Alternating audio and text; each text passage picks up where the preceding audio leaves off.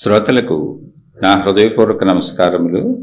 మన శ్రోతలలో ఒక సోదరుడు అడిగినటువంటి ప్రశ్న, ద్వైతము, అద్వైతము, విశిష్టాద్వైతము ఈ మూడు ఏమిటి? మన జీవిత విధానంలో ఏది మనకు బాగా ఉపయోగపడుతుంది? ఇది వీరి ప్రశ్న. ద్వైతము అంటే రెండు, ఒకటి కంటే ఎక్కువ అని. భక్తి మార్గంలో, ఆధ్యాత్మిక మార్గంలో ద్వైతము అంటే దేవుడు వేరు, జీవుడు వేరు. అంటే భూమి మీద ఉన్నటువంటి ప్రకృతి సృష్టి అంతా వేరు, భగవంతుడు వేరు. ఇది ద్వైతం. అద్వైతము అంటే దేవుడు వేరుగా, జీవుడు వేరుగా అనిపిస్తున్నది, కనిపిస్తున్నది. కానీ వీటన్నింటికీ మూలమైనటువంటి శక్తి ఒక్కటే, అదే అనంత ఆత్మశక్తి. దాన్నే దేవుడు, జీవుడు, సృష్టి, ప్రకృతి అని అంటున్నాము. మొత్తం అందులో లయించిపోతుంది. అన్నిటికీ కారణంగా అదే ఉన్నది. విశిష్టాద్వైతము అంటే అద్వైతాన్ని, ద్వైతాన్ని కలిపి ఉంచుకుంటుంది. అది జీవుడు వేరే, దేవుడు వేరే.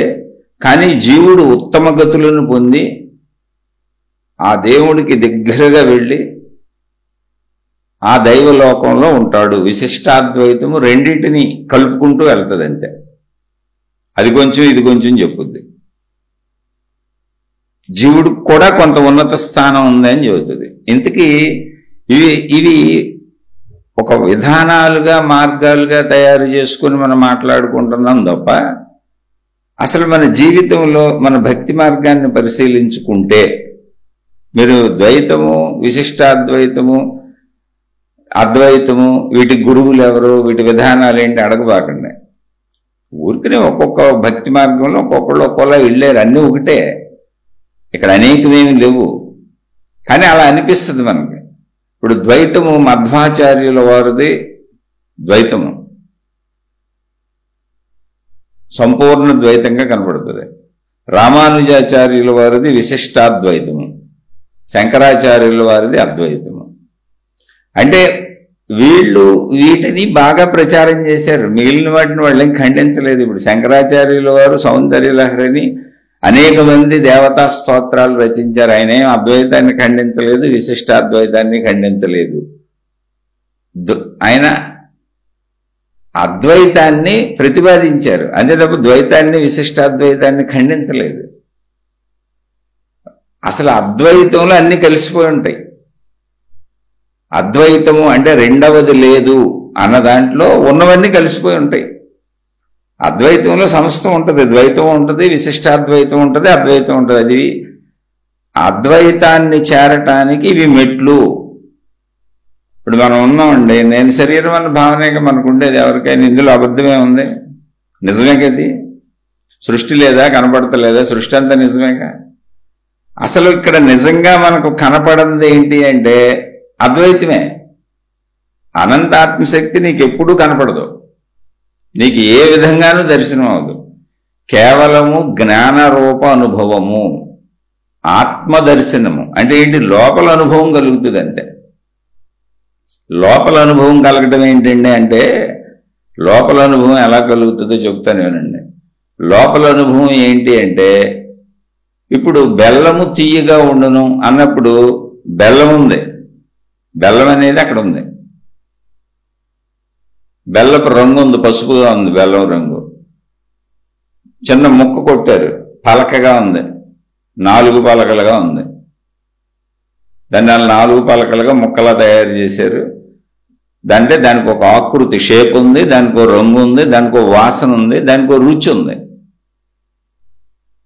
ఇప్పుడు దాన్ని నోట్లో వేసుకొని బెల్లాన్ని చప్పరిస్తే, అంటే బెల్లం రంగు తెలుసు, బెల్లం ఆకృతి తెలుసు, బెల్లం వాసన తెలుసు, బెల్లం యొక్క రుచి తెలుసు. రుచి ఏంటి? ఇప్పుడు నోట్లో వేసుకొని చప్పరిస్తే తీయగా ఉంది, తీపిగా ఉంది. ఓకే, అక్కడికి వదిలేద్దాం. ఇప్పుడు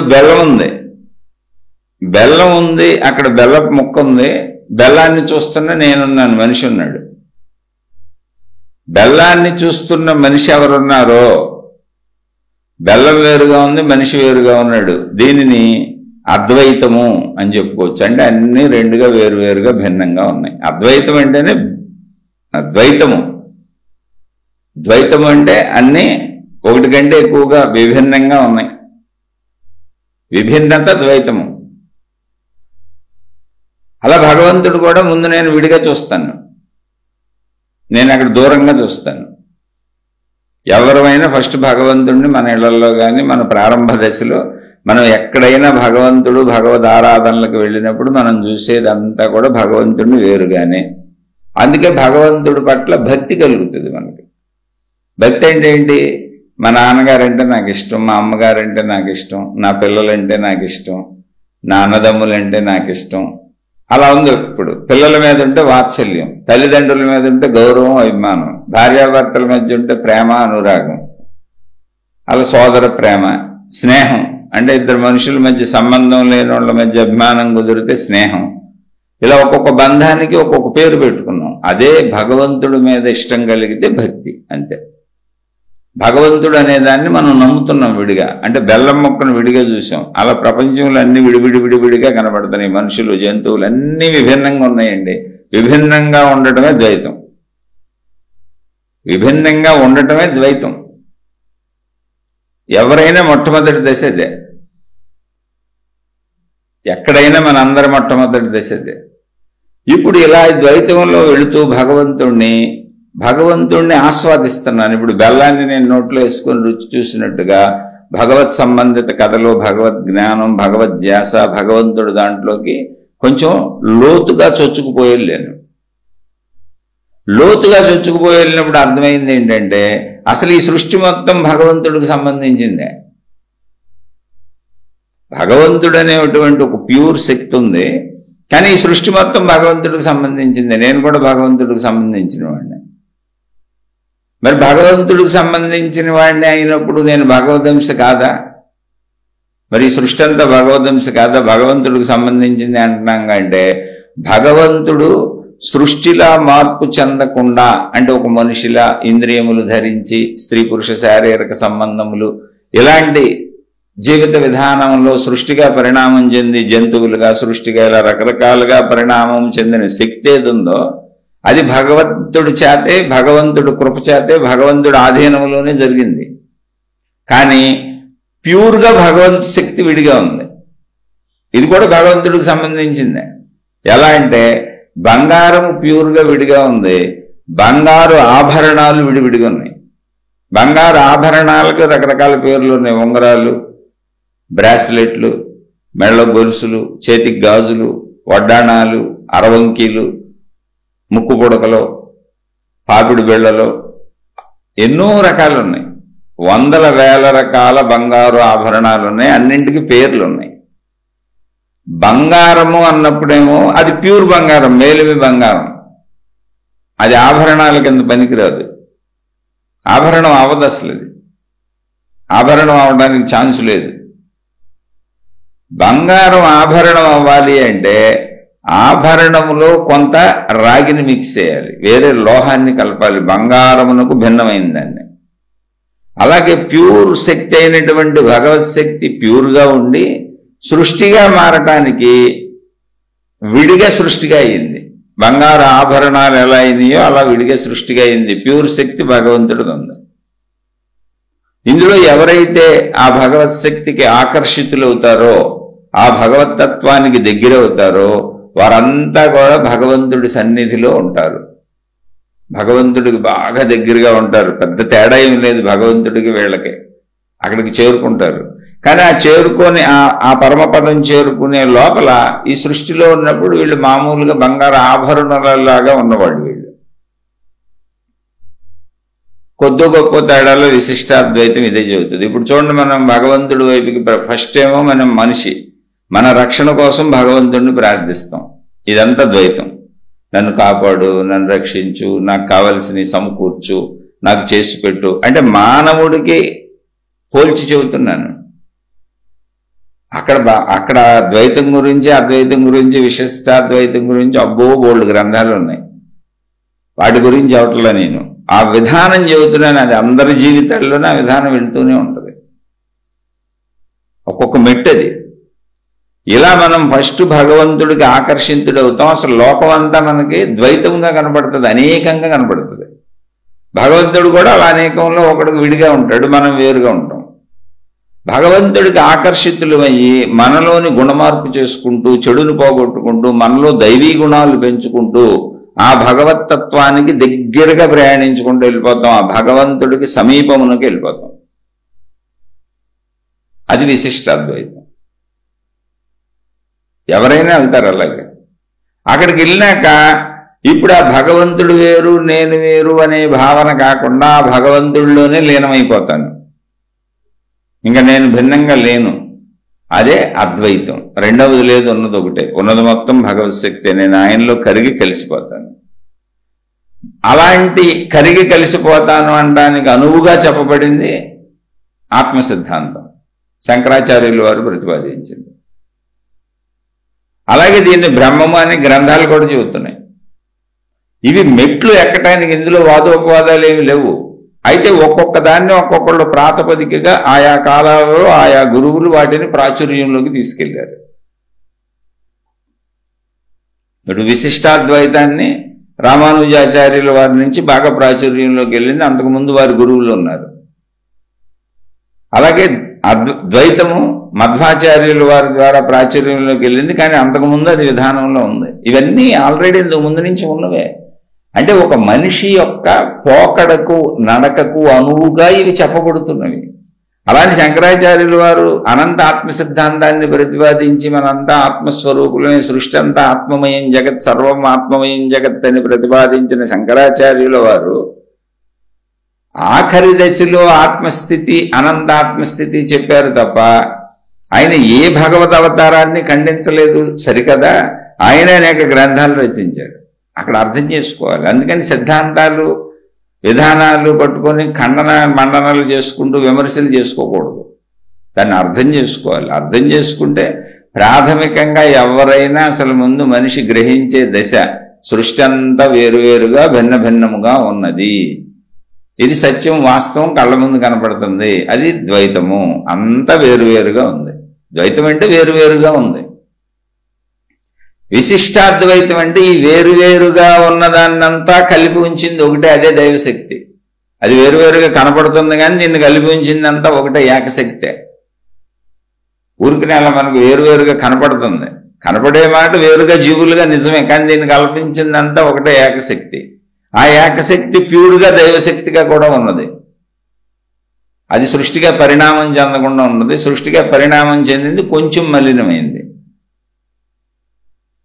అతి కొద్దిగా ప్యూర్ శక్తి కంటే. అంటే బంగారు ఆభరణాలు అయినట్టు, బంగారం బంగారు ఆభరణాలుగా మారినట్టు. ఇది ఎవరైనా మనం అలా భగవంతుడిని తెలుసుకుంటా, ఆయన వైపు ప్రయాణించుకుంటా, భగవద్భక్తిని పెంచుకుంటా, దేవుడో దేవతో ఆయా మత సంబంధ విషయాలలో మానవ సంబంధమైనటువంటి గుణాలను వదులుకుంటూ ప్రయాణించుకుంటూ ఎవరైనా డెప్త్కి వెళ్ళిపోతున్నారు అనుకోండి, ఖచ్చితంగా అలాగే భగవంతుడి దగ్గర దాకా చేరుకునే పవిత్రతను పెంచేసుకుంటాం. మనలో భగవత్ సంబంధితమైనటువంటి సద్గుణాలు పెంచుకుంటూ దగ్గరికి వెళ్ళిపోతాంగా, భగవద్భావన పెంచేసుకుంటాంగా, భక్తి పెంచేసుకుంటాంగా, సద్భావాలు పెంచేసుకుంటాంగా, శారీరక భావాలు తగ్గించేసుకుంటాంగా, దుష్భావాలు చెడు భావాలు వదిలేసుకుంటాంగా. అది విశిష్టాద్వైతం. ఇవి కూడా వదిలేసుకున్నాక ఏమవుతావు అసలు నువ్వు? నీకు నేనున్నానన్న ఎరుక ఎక్కడ ఉంటుంది? ఆ ప్రభువులో లీనమైపోవాలి, ఆ తల్లిలో లీనమైపోయాను, ఉన్నదంతా పరమాత్మ శక్తే. ఒకవేళ నువ్వు ఆకార దేవుణ్ణి పట్టుకున్నావు, కానీ భావరూపంలో నువ్వు లీనమైపోయి కరిగిపోయి కలిసిపోతావు కదా. నీకు భిన్నంగా నేనున్నానన్న భావన నీకు స్ఫురించినంతసేపు అది విశిష్టాద్వైతం. విశిష్టంగా ఉంది అంతే. అంటే మామూలు ప్రజానీకంలాగా మనం లేము. మామూలు ప్రజానీకంలాగా సామాన్యంగా భగవంతుడు వేరు నేను వేరని భగవంతుడిని అర్చిస్తూ ఆరాధిస్తూ ఒక సామాన్యతలో ఉన్నంతకాలం మనం ద్వైతంలో ఉన్నాం. ఇప్పుడు గోపికలు ఉన్నారండి, అంటే ఊరికి ఉదాహరణకు చెబుతున్నాను నేను. ఇప్పుడు కృష్ణ భగవానుడు ఉన్నాడు, గోపికలు ఉన్నారు.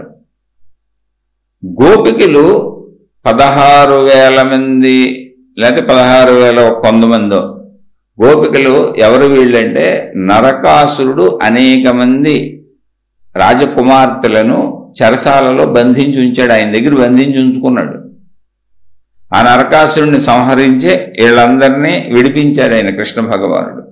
విడిపించి వాళ్ళందరికీ బ్రతుకు తెరువుకి ఏర్పాటు చేశాడు ఆయన. అన్ని ఇళ్లు కట్టించి వాళ్ళకి అవసరమైన అన్ని ఇచ్చి, వాళ్ళందరూ కూడా కృష్ణ భగవానుడు లాంటి వ్యక్తే మాకు ఉండాలి భర్తగా, మేము ఇంకెవరిని ఆరాధించము, ఎవరి జోలికి వెళ్ళము, మాకు ఇష్టం లేదన్నాడు.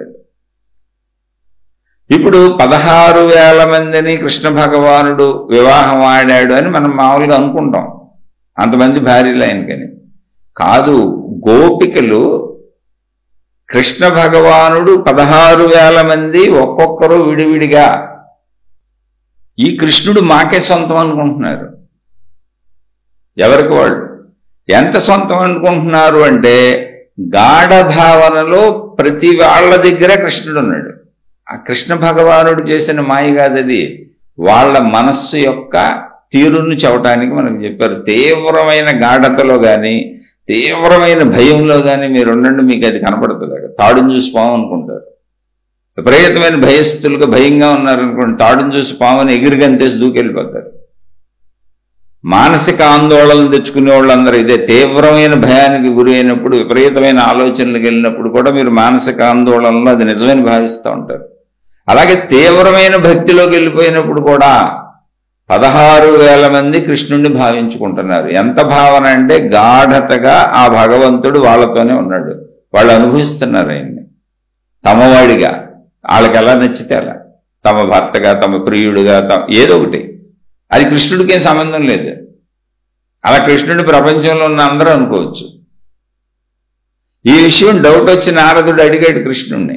అంటే ఇది కూడా రాశారు మనకు మహాత్ములు అర్థం అవడానికి. మనం సగం సగం కథలు వినేసి ఆ కథల్లో అర్థాలు చెప్పుకోకుండా, వాటికి మీనింగులు చెప్పుకోకుండా, అందులో ఉన్నటువంటి రహస్యార్థం ఏంటి, జ్ఞానార్థం ఏంటి అని తీసుకోకుండా మానవార్థాన్ని తీసుకుంటాం. ఏమీ లేదు. మానవార్థం అంటే ఏంటి? స్త్రీ పురుషుడు, దేవుడైనా సరే మన దరిద్రం అదేంత.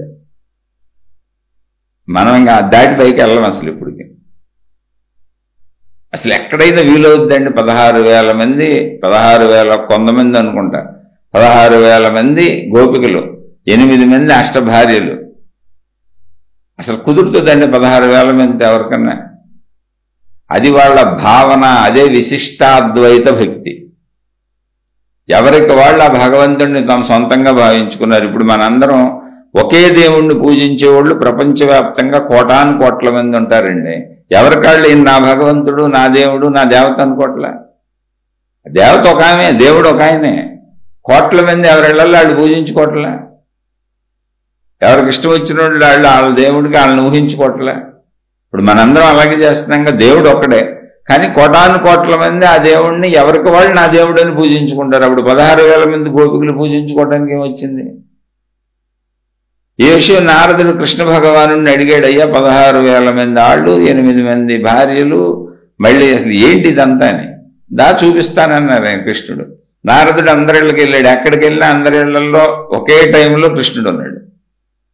ఒకే టైంలో 16,000 మంది ఇంట్లోనూ ఉన్నాడు, 8 మంది గోపికల ఇంట్లో, 8 మంది భార్యల ఇంట్లోనూ ఉన్నాడు, నారదుడు పక్కన ఉన్నాడు.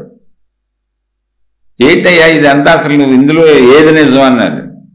యద్భావం తద్భవతి. ఎవరు ఎలా భావించుకుంటే అలా నన్ను గాఢంగా భావించుకుంటున్నారు. కాబట్టి ఎక్కడైతే అక్కడ విశ్వశక్తి ఇది. అలా అయితే అనంత ఆత్మశక్తిలో మనందరం భూమి మీద ఉన్న రూపాలన్నీ ఆత్మశక్తే. రూపాలు వేరు వేరుగా ఉన్నాయి కాబట్టి నువ్వు వేరు నేను వేరు అనుకుంటున్నావు, కానీ మొత్తం ఆత్మశక్తే. అదే శంకరాచార్యులు వారు చెప్పింది. అక్కడ దాకా చేరుకునే లోపలంటే నామరూపాలను దాటి ఉన్నదంతా శక్తి ఒకటే. ఇప్పుడు మొత్తంగా అందరిలో ఉన్న అన్నిటిలో ఉన్న ప్రాణశక్తి ఒకటే, కానీ అన్నిటికీ రూపాలు వేరు. జంతువుల రూపాలు వేరు, మనుషుల రూపాలు వేరు, చెట్ల రూపాలు వేరు. అప్పుడు ఏముంది మంది? ఇది మనకు అర్థం కానప్పుడు మొత్తం లోకమంతా ద్వైతము, అంత వేరువేరుగా ఉంది. కాదు, ఎవరు చెప్పారు, లేదండి వేరువేరుగా నామరూపాలు మీకు అలాగే కనపడుతున్నాయి, కానీ అన్నింటిలో ఉన్న ప్రాణశక్తి ఒకటేనండి బాబు, అదే దీన్ని నిలిపించింది. అంటే ప్రాణశక్తి ఉంది, రూపాలతో సృష్టి ఉంది, విశిష్టాద్వైతం. అంటే ఇంకా కొంచెం విశిష్టంగా తెలిసింది మనకు, అంతే, ఏమి లేదు అక్కడ.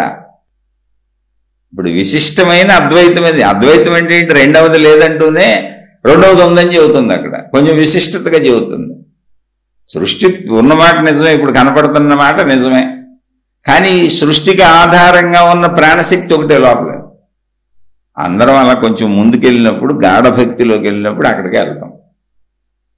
అది గాఢభక్తి. అది ఇంకా గాఢభక్తిలోకి వెళ్ళిపోయాం అనుకోండి, అసలు ఆలోచించండి, ఇంకా గాఢభక్తిలోకి వెళ్ళిపోయాం, ఇది కూడా అయిపోయింది, ఇంకేముంది? పరమాత్మ లీనమైపోయింది, నేను ఎక్కడున్నానండి, నేను అసలు లేను. ఇప్పుడు దీనికి హనుమంతుల వారు ఉదాహరణ. హనుమంతుడు గుండు చీల్చి చూపించాడు. గుండెలు ఎవరున్నారు? సీతారాములు ఉన్నారు.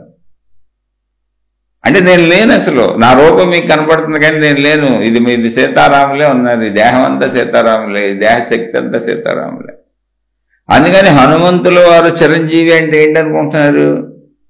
అనంత ఆత్మస్వరూపాన్ని ఎరిగిపోయినటువంటి వ్యక్తి ఎప్పుడు చిరంజీవి. ఆయన ఆత్మతత్వాన్ని పొందేశారు, అనంత ఆత్మతత్వాన్ని. రామతత్వంలో లీనమైపోయారు, ఆ దైవతత్వంలో లీనమైపోయారు. అందుకని ఆయన గుండెలు చీల్చి చూపించారు, నాకు గుండెల్లో రాముడు ఉన్నాడని. అది భక్తి కాదు, అది అద్వైతం. నేను లేను, ఉన్నది రాముడే. నేను ఎక్కడున్నాను? నేను హనుమంతుడు లేడు, ఉన్నది ఒక్కడే రాముడే. అదే అద్వైతం. దాన్ని రాముణ్ణి హనుమంతుడిని విడివిడిగా చూస్తా ఉంటే హనుమంతుడు హృదయంలో రాముడు ఉన్నాడు. హనుమంతుడు హృదయం చీల్చి చూపించాడు, రాముడు సీత ఉన్నారు నా హృదయంలో అని. అంటే అప్పుడు హనుమంతుడు ఉన్నాడు, హనుమంతుడి శరీరం ఉంది, హనుమంతుడు హృదయం ఉంది, అందులో రాముడు ఉన్నాడు. కాబట్టి విశిష్ట అద్వైతం అక్కడే మళ్ళీ. అంటే విశిష్టంగా ఉంది లోపల. రాముడిని కూర్చేసుకున్నాడు ఆయన కూడా ఉన్నాడు అని మనం గ్రహిస్తే, అంటే మనం హనుమంతుల వారిని కూడా చూస్తుంటే ఇంకా కిందకు వచ్చేసి అదేంటండి అక్కడ హనుమంతుల వారు కనపడుతున్నారు, రాముడు కనపడుతున్నాడు, సీత కనపడుతుంది అంటే ద్వైతం. అన్నీ కనపడుతున్నాయి, అది మన చూపులో ఉంది. చూపును మార్చారు శంకరాచార్యుల వారు, అంతే, చేసింది ఏం లేదు.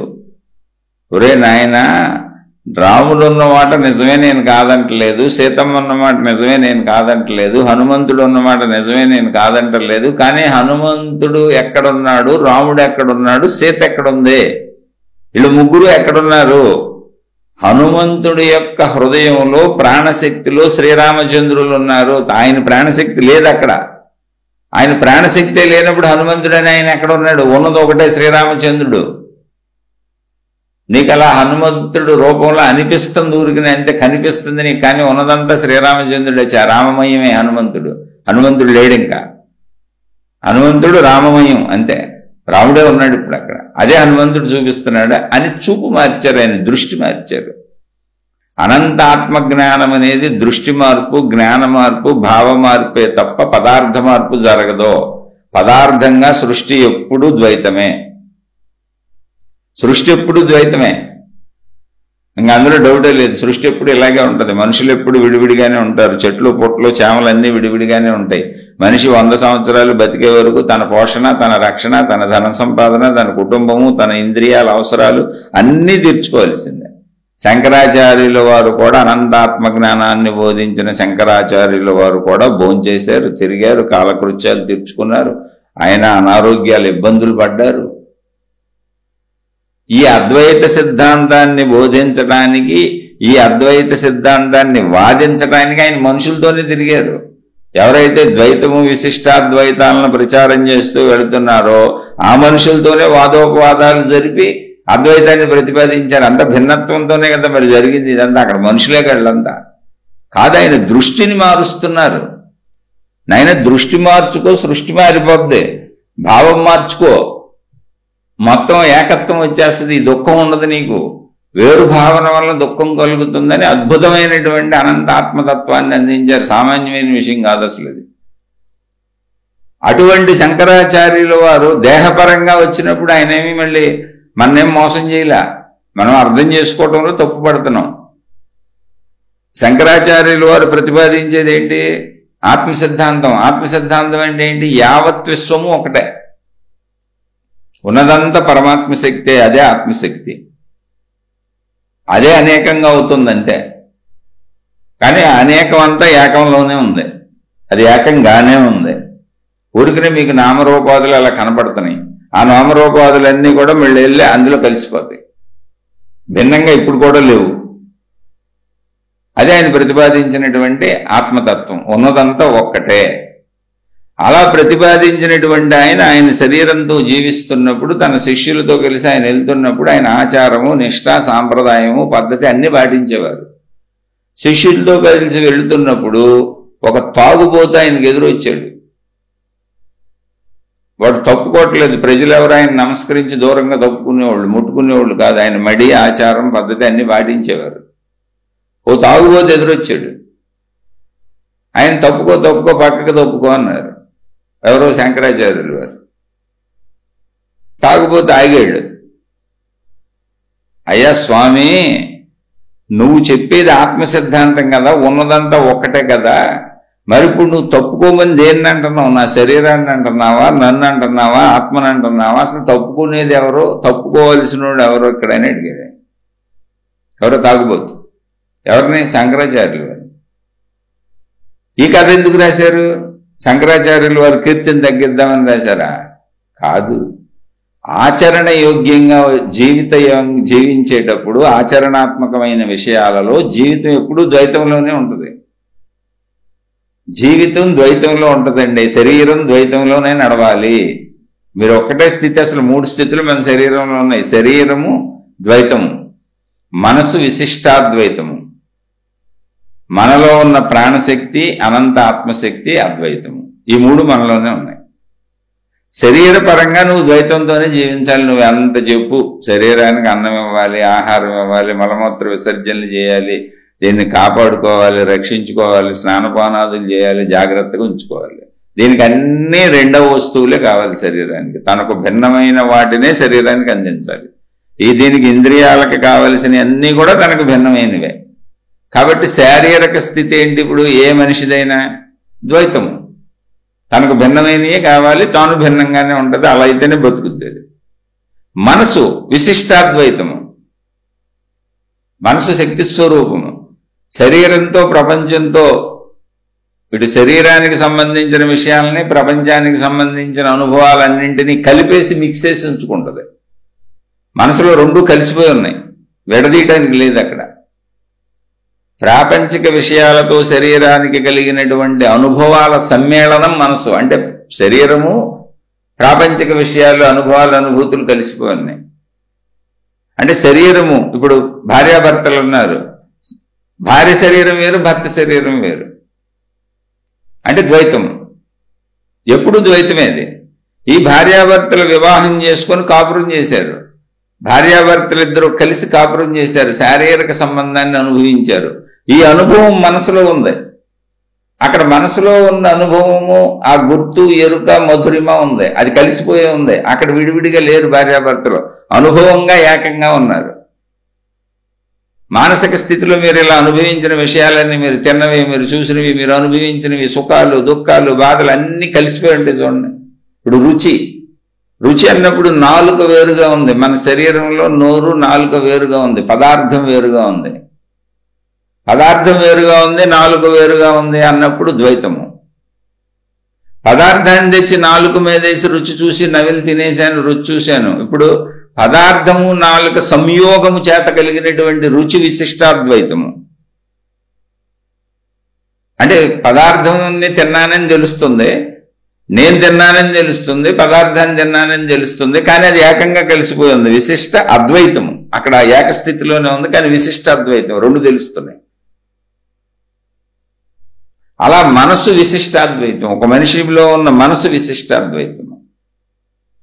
ఈ మనసు కూడా లయించిపోయి నేననే భావన, శరీర భావన కోల్పోయి ఉన్నదంతా ఏకశక్తే, ప్రాణశక్తి. అసలు ఇవన్నీ తెలుసుకోవడానికి, ఇంత సృష్టి ఏర్పడటానికి కారణభూతమైన శక్తి ఒక్కటే అని మనోభావాన్ని, దేహభావాన్ని కోల్పోయి గాఢ నిద్రాస్థితి ఒకటి వస్తుంది. చూసారా? మనకి మనం సాధన చేయక్కర్ల, రోజు గాఢ నిద్రాస్థితి ఉంది మనకి. ఆ గాఢ నిద్రాస్థితి అద్వైతము. మామూలు జీవితంలోనే ఉంది మనకి అది. మామూలు జీవితంలో మనం శరీరంతో ఉన్నప్పుడు, నేను ఈ శరీరం అనగానే మొత్తం ప్రపంచం వేరు, కుర్చీ వేరు, బల్ల వేరు, టేబుల్ వేరు, మంచం వేరు, మనిషి వేరు, నాన్న వేరు, అమ్మ వేరు, పెన్సిల్ వేరు, పెన్ను వేరు, అన్ని వేరు వేరు ద్వైతము. వీటిని అన్నింటినీ నా ఇంద్రియములతో అనుభవిస్తున్నాను, నాకు ఆ అనుభవం తెలుస్తుంది, మనసు ఏర్పడింది, విశిష్టాద్వైతము.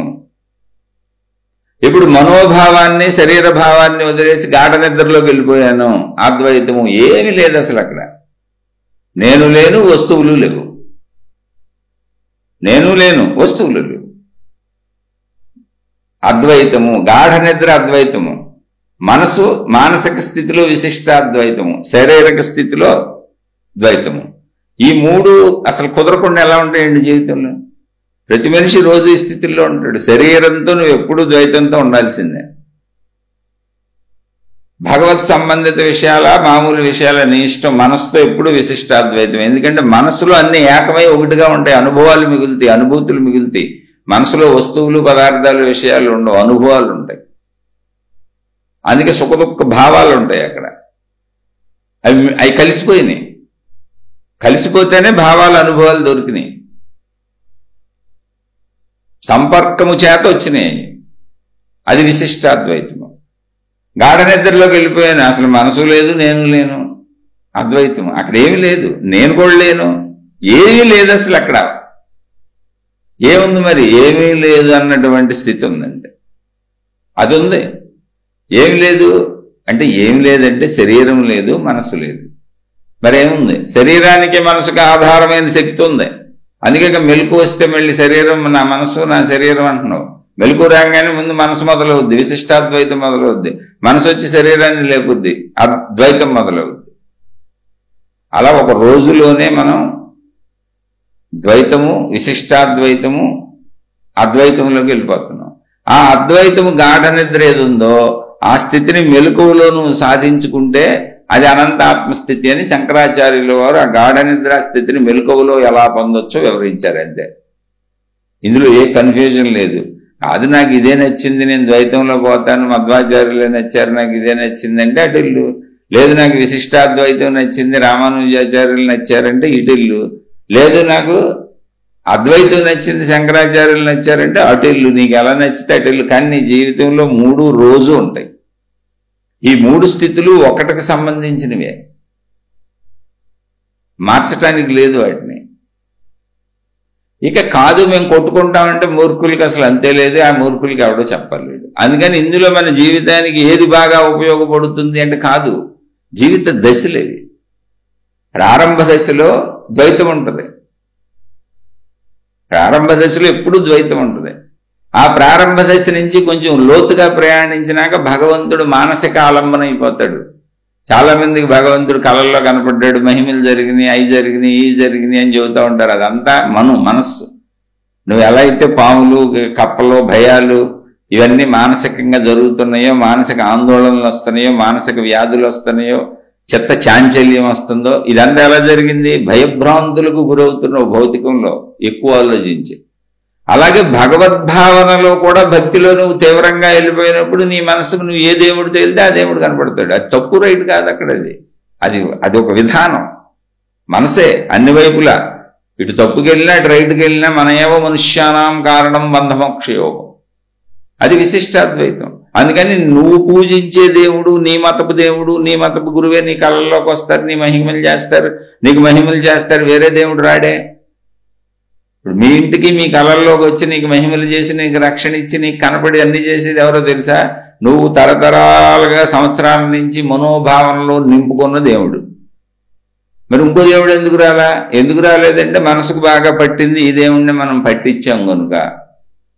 అది తప్పు కాదు, రైటు కాదు, విధానం అంతే. అది అక్కడి నుంచి కూడా వెళ్ళిపోయి మనసు లయించిపోయి, శరీరం లయించిపోయి నిద్రాస్థితిలోకి వెళ్ళినట్టుగా, గాఢ నిద్రాస్థితిలోకి వెళ్ళినట్టుగా నువ్వు ఇటువంటి స్థితిని సాధన చేయాలని మన శరీరమే మనకు రోజు నిద్రాస్థితిలోకి పంపి చెబుతుంది.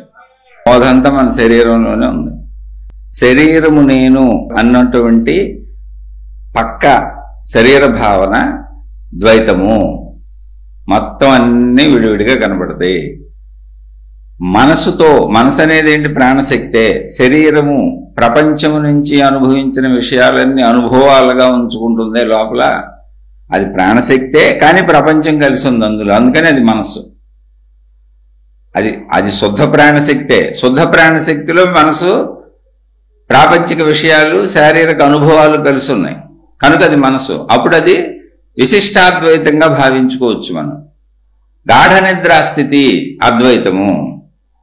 ఇలా మన శరీరంలోనే ఉన్నది ఇవన్నీ. ఇప్పుడు ఈ ద్వైతమైన, విశిష్టాద్వైతమైన, అద్వైతమైన ఇవన్నీ కూడా మనుషుల తలల్లోంచి పుట్టినవే, మహాత్ముల తలల్లోంచి పుట్టినవే.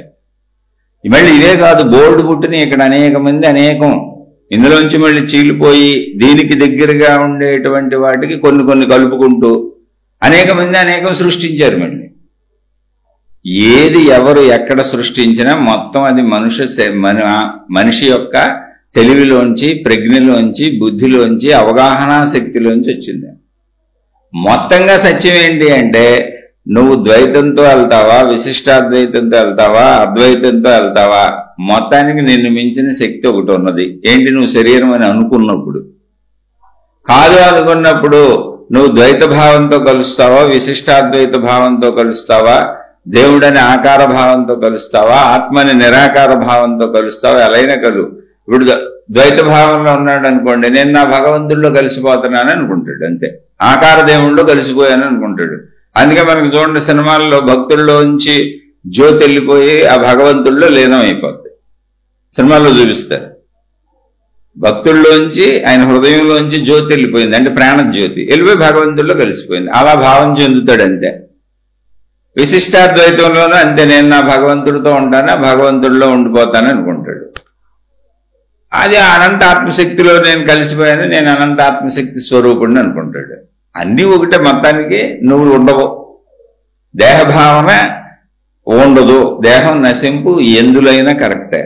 కాదే ద్వైత, అద్వైత, విశిష్టాద్వైతాలని పేర్లు ఉన్నాయి. ఇంకా చాలా బోల్డ్ రకాలు ఉన్నాయి. జైన మతం ఉంది, బౌద్ధ మతం ఉంది. బౌద్ధ మతం నుంచి జైన మతం పుట్టుకొచ్చింది. బౌద్ధ మతం ఎక్కడి నుంచి పుట్టుకొచ్చింది? హిందూ మతంలోంచి కొన్ని విషయాలను తీసుకొని బౌద్ధ మతం పుట్టుకొచ్చింది. హిందూ మతం అసలు అనేది ఎక్కడ ఉంది? హిందూ మతం అనేది లేదు, అది సనాతన ధర్మము. సింధూ నది పరివాహక ప్రాంతంలో ఉంటాం కనుక ఆ సింధూ నది అంటాం పేరు తిరక్క హిందూ హిందూ అంటూ మొదలు పెట్టారు. దీని మీద దండయాత్రలు చేయడానికి వచ్చినటువంటి పరాయి దేశస్థులు వాళ్ళు పెట్టినటువంటి ఆ సింధూ నదిని హిందూ నది, హిందూ హిందూ అంటం వలన హిందువులుగా తయారయ్యాం, చెప్పుకుంటున్నాం. అంతకు మించి ఇక్కడ విశేషతలు ఏమీ లేవు. ఎవరు ఎన్ని రకాలుగా మార్గాలను విడదీసుకుంటూ వెళ్ళినా ఒకే జ్ఞానంలోంచి వెళ్ళినవి. అన్నింటికి మూలం జ్ఞానమే. నువ్వు రెండుగా అనుకున్నా అదే జ్ఞానం, నువ్వు మూడుగా అనుకున్నా అదే జ్ఞానం, కాదు ఉన్నది ఒకటే అనుకున్నా అదే జ్ఞానం, అది శుద్ధమైందన్నా అదే జ్ఞానం, అది పవిత్రమైందన్నా అదే జ్ఞానం, అది అపవిత్రమైన రాక్షసుడిగా ఉందన్నా అదే జ్ఞానం. అన్నింటికి మూలం జ్ఞానం. ఆ జ్ఞానం ఏ స్థాయిలో నువ్వు తీసుకున్నా సరే నువ్వు ఒక మంచి జీవితాన్ని భౌతికంగా గడపాలి. ప్రధానంగా ఆధ్యాత్మిక ఉద్దేశం ఏంటి అంటే ఏమీ లేదు, నువ్వు ఒక మనిషిగా మంచిగా జీవితాన్ని గడపాలి. ఎందుకనంటే చుట్టూ ఉన్న మనుషులందరూ నీలాంటి వాళ్ళే, అందరి కుటుంబాలు నీలాంటి కుటుంబాలే, మొత్తం అసలు ఇక్కడ ఉన్న జీవులన్నీ నీలాంటివే. అన్ని ప్రాణం నిలుపుకోవాలని, జీవించాలని అవి కూడా ఎంతో తాపత్రయపడుతున్నాయి.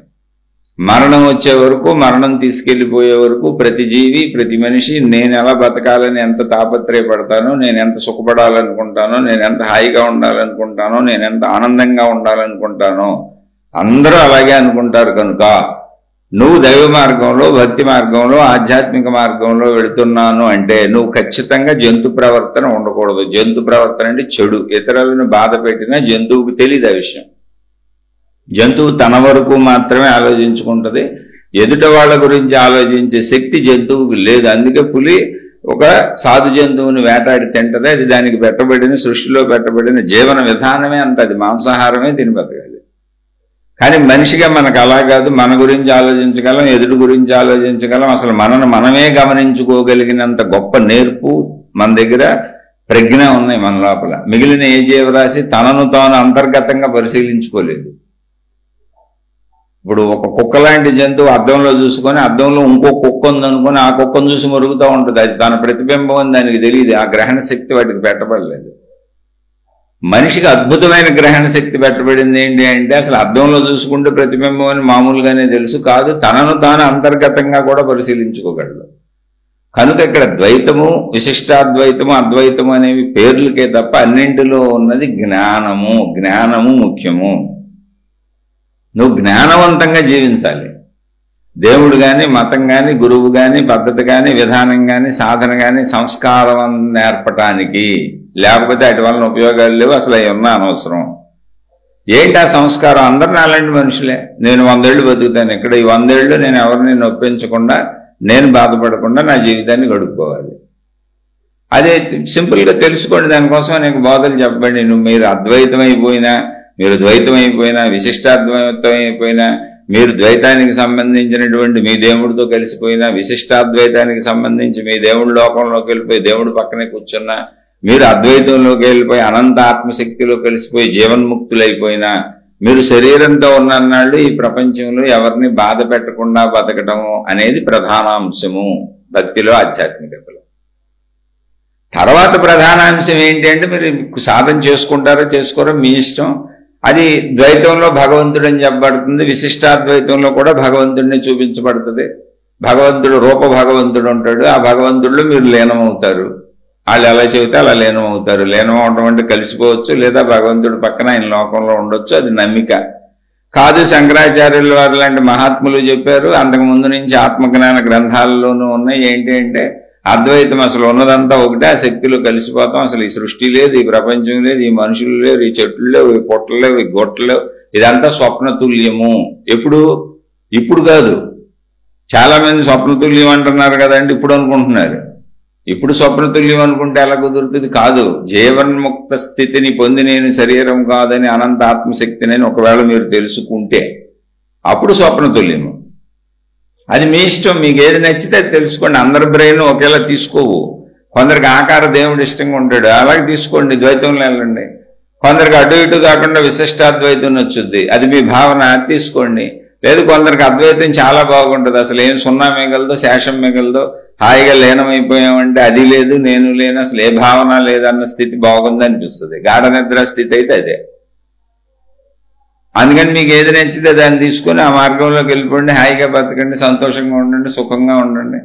ఇందులో జ్ఞానము ప్రధానము, మార్గం ఏది కాదు. జీవితానికి ఏది ఉపయోగపడుతుంది అంటే మార్గం కాదు, జ్ఞానము. జీవితానికి ఉపయోగపడేది మీరు పొందిన జ్ఞానము, పొందుతున్న జ్ఞానము, ఆచరించే జ్ఞానము. జ్ఞాన ప్రధానంగా మార్గాలు ఉంటాయి తప్ప మార్గం నుంచి జ్ఞానం రాదు. కాబట్టి మీరు సరైన జ్ఞానము జీవించినంత కాలము మీరు మంచిగా బతకవలెను అనేది జీవిత జ్ఞానము. జీవించినంత కాలం నిండు 100 ఏళ్ళు ఏ పరిస్థితుల్లోనైనా ఇలాగే ఉండాలి. జీవిత తదనానంతరము మీరు ద్వైతాన్ని నమ్మినా, విశిష్టాద్వైతాన్ని నమ్మినా, అద్వైతాన్ని నమ్మినా, మీరు భగవంతుడిలో రూప భగవంతుడిలో కలిసిపోవటమో, లేదా రూప భగవంతుడి దగ్గర ఆయన లోకంలో ఉండిపోవటమో, లేదా అనంతమైన ఆత్మశక్తిలో కలిసిపోవటం అనేది జరుగుతుంది. మొత్తానికి శరీరం అయితే ఉండదు. ఇది నిజం. ఆ నిజం మీకు ఎలా బాగుంటే అలా తీసుకెళ్ళండి. వెళ్ళాక అక్కడికి వెళ్ళాక తెలుస్తుంది, దాన్ని ఎవరు నిరూపించలేరు. అయితే అనంత ఆత్మశక్తి భావంలో కలిసిపోవటం అనేది మాత్రం నిరూపణ ఇప్పుడే జరుగుద్ది. ఎందుకంటే భావరూపంలో కలిసిపోవటమే కదా.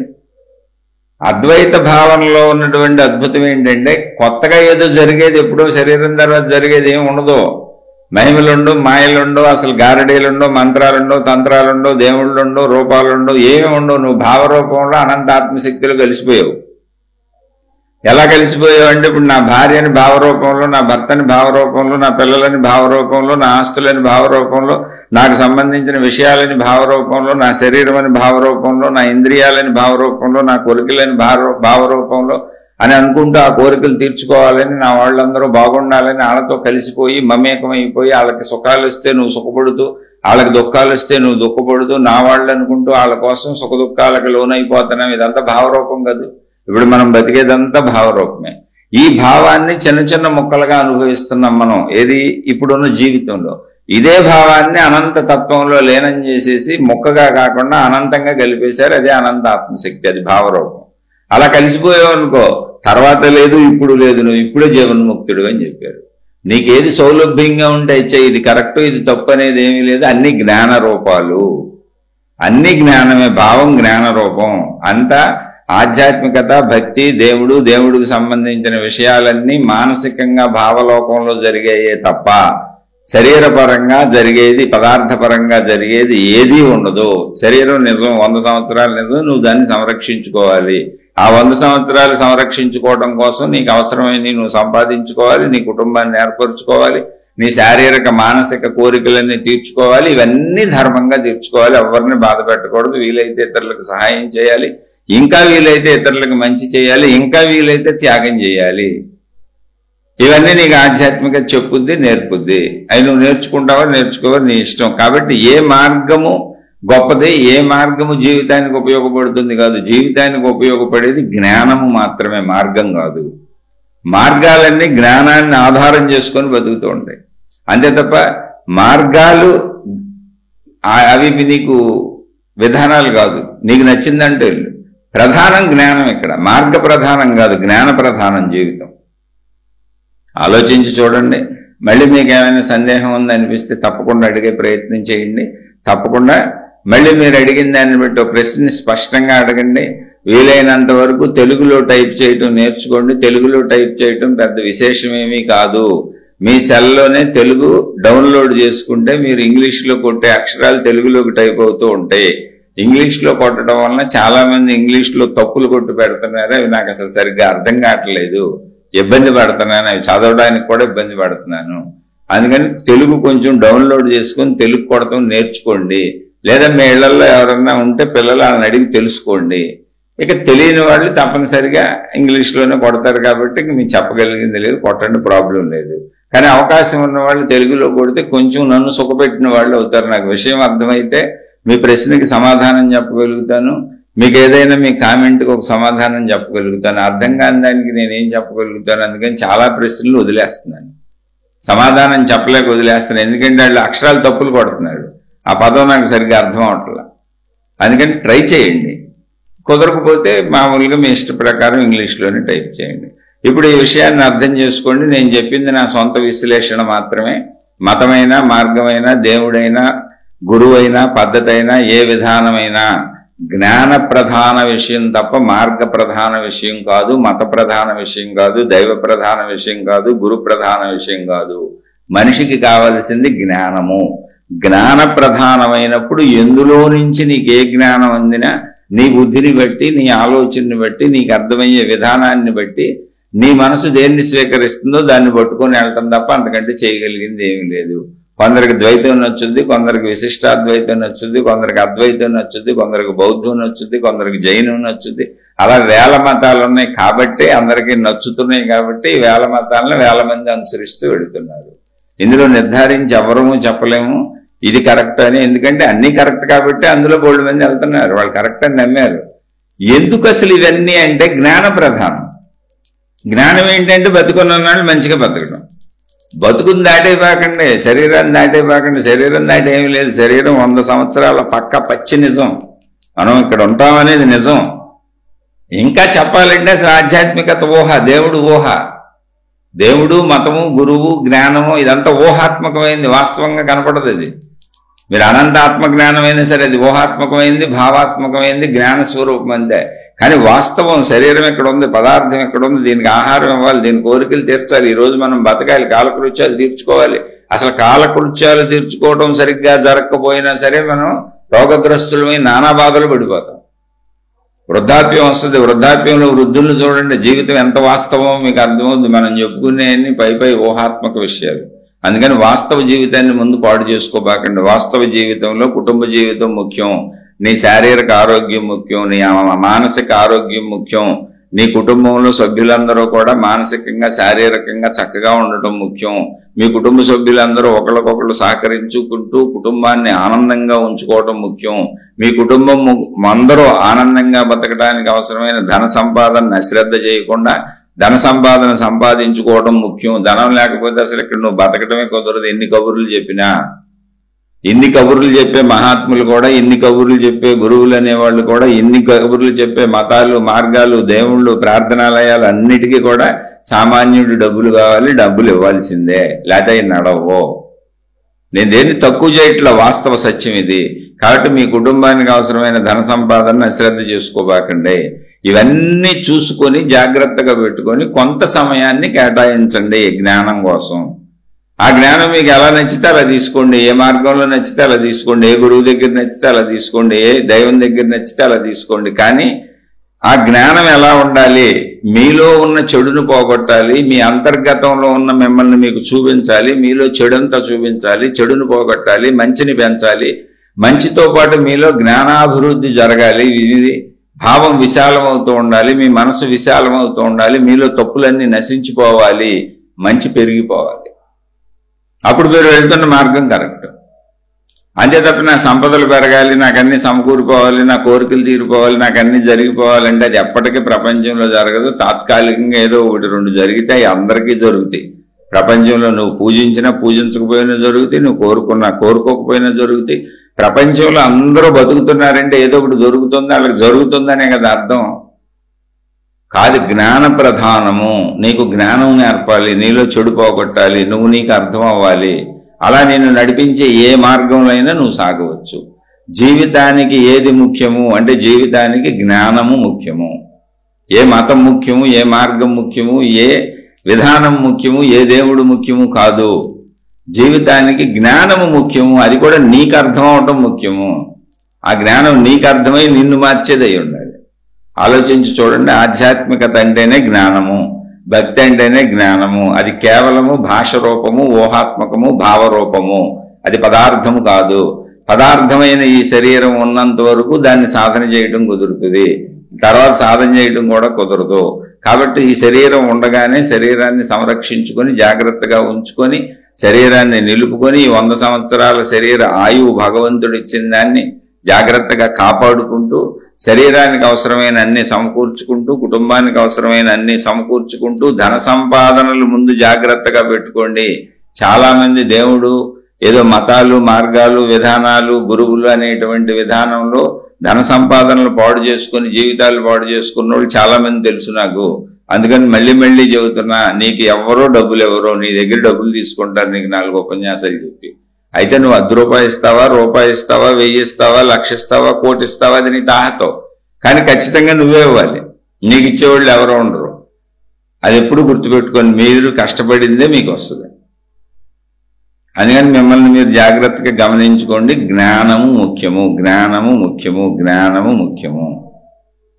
జీవితానికి జ్ఞానము ముఖ్యము. అది ఎక్కడి నుంచి దొరికితే అక్కడ తీసుకోండి. శుభమస్తు. మరలా మరొక కొత్త శీర్షికతో కలుసుకుందాం. మీకు ఏదైనా అనుమానాలు, సందేహాలు ఉంటే ప్రశ్నల రూపంలో అడగండి. ఇప్పుడు నేను చెప్పింది ప్రశ్న అడిగినటువంటి సోదరుడికి సరిగ్గా అర్థం కాకపోతే మళ్ళీ స్పష్టంగా అడిగే ప్రయత్నం చేయండి. మీకు ఏం అర్థం కాలేదో ఆ విషయాన్ని స్పష్టంగా చక్కగా క్లారిటీగా అడగండి. మళ్ళీ చెప్పుకునే ప్రయత్నం చేద్దాం. ఎందుకంటే మనది ఆధ్యాత్మిక చదువు, ఆత్మజ్ఞాన చదువు. ఈ చదువు రోజు చదువుకోవాలి. జ్ఞాన చదువు ఇది. స్కూల్కి వెళ్ళి పిల్లలు చదువుకున్నట్టుగా రోజు ఇది మనం ఏదో ఒకటి మన ఖాళీ సమయంలో, మనకి జీవితంలో ఎక్కడైనా ఖాళీ మిగిలితే ఆ మిగిలిన సమయంలో ఇది వింటూ సాధన చేసుకుంటూ మనం సరి చేసుకుంటూ ఈ చదువుకుంటూ సాగుతూ ఉంటే తప్పులు చేయకుండా ఉంటాం. మంచి పెరుగుతూ ఉంటది, మనలో సద్బుద్ధి పెరుగుతూ ఉంటది, జ్ఞానం అర్థమవుతూ ఉంటది, మనం ఎలా నడుపుకోవాలో మనకు తెలుస్తూనే ఉంటది. ఇది వింటుంటేనే మనం నడుపుకునేటువంటి లైఫ్ డ్రైవింగ్ వస్తుంది, ఆధ్యాత్మిక డ్రైవింగ్ వస్తుంది. అలా వింటూ తెలుసుకుంటూ అందులో సందేహాలను తీర్చుకుంటూ ముందుకు సాగే ప్రయత్నం చేద్దాం. మీరు అడిగిన ప్రశ్నలకి నాకు తెలిస్తే తప్పకుండా సమాధానం చెబుతాను. 1. 2, అసలు మీరు అడిగిన ప్రశ్న ముందు నాకు అర్థమయ్యేలా అడగండి. ఒకసారి మీరు ప్రశ్న టైప్ చేసినాక మీరు చదువుకోండి, నేనేం టైప్ చేశాను, ఏం అడుగుతున్నాను, అది క్లారిటీగా ఉందా లేదా అని. క్లారిటీగా లేనటువంటివి, నాకు అర్థం కానివి ఎన్నో ప్రశ్నలు చెప్పకుండా వదిలేస్తున్నాను. కారణం ఏంటంటే అవి నాకు అర్థమే అవట్లేదు. దయచేసి టైప్ చేసినాక చదువుకోండి. శుభమస్తు. మరలా మరొక కొత్త శీర్షికతో కలుసుకుందాం. మీకు మీ కుటుంబ సభ్యులకు మేలు చేకూరుగాక. మర్చిపోకండి, జీవితానికి ప్రధానమైంది జ్ఞానము, ఆధ్యాత్మికతకు ప్రధానమైంది జ్ఞానము, భక్తికి ప్రధానమైంది జ్ఞానము. మతము, దేవుడు, ఆధ్యాత్మికత, భక్తి ఇవన్నీ జ్ఞాన రూపములు, అంటే ఊహారూపములు, భావరూపములు మాత్రమే. కానీ శరీరం వాస్తవము, ఈ లోకం వాస్తవము, ఇక్కడ నిండు 100 ఏళ్లు జీవించాలనేది వాస్తవము, దానికి అవసరమైన అన్ని సమకూర్చుకోవాలి, అశ్రద్ధ చేయకూడదు అనేది వాస్తవము. అందుకని కుటుంబాలను అశ్రద్ధ చేయకండి, ధనాన్ని అశ్రద్ధ చేయకండి, మీ జీవితాలను అంటే మీ మానసిక శారీరక ఆరోగ్యాలను అశ్రద్ధ చేయకండి.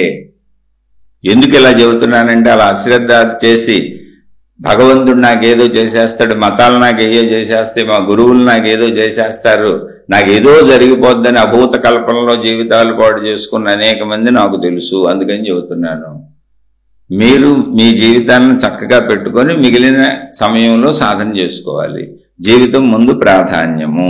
మనం ఇప్పుడు ఇక్కడ ఈ నిమిషం బతికున్నామంటే తినాలి, తాగాలి, అన్నీ ఇస్తేనే శరీరం నిలబడుతుంది. ఇది సత్యం. ఈ సత్యాన్ని మర్చిపోబాకండి.